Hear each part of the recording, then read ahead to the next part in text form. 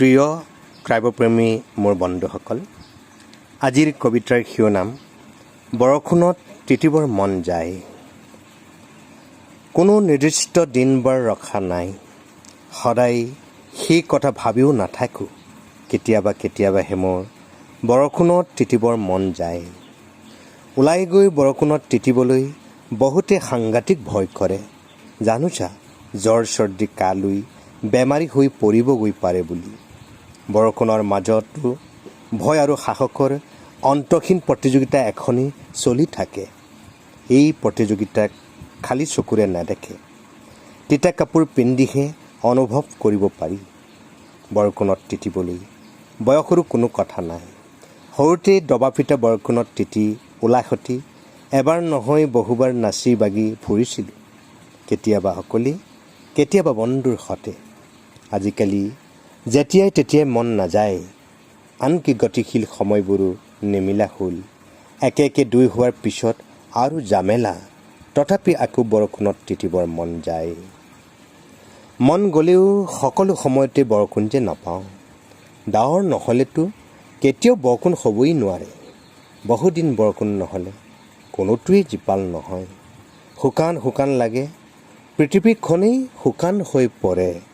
মুকলি আকাশৰ তলত মুকলি মন এটা লৈ আকৌ কেতিয়াবা দবা ফিটা বৰষুণত পথাৰত হাল বাই তিতিবৰ মন যায়। কেতিয়াবা কোচ কাঢ়ি লগৰীয়াৰ সতে। এই কবিতাটোকেই ইংৰাজীত পাঠ কৰিবৰ কাৰণে প্ৰয়াস কৰিছোঁ। Want to get wet in the rain. No particular day, time, escape. Don't think about that all the times. Sometimes it's mine want to get wet in the rain. Going out to get wet in the rain. Many are traffic fears. Where is the fevers of probable? As you may become sick. Fear and courage even in the rain. Endless competition continues. Cannot see this competition with empty eyes. You can feel it only by wearing bitter clothes. It does not matter to get wet in the rain. In childhood, getting wet in the rain, not once but many times, I used to dance. Sometimes alone, sometimes with friends. Nowadays, I do not feel like that. Even the dynamic times have become dimensional. More troubles after two of the same. I want to get wet in the rain again. Even if I wish I do not get rain all the time.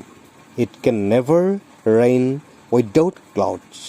No one is joyful without rain for many days.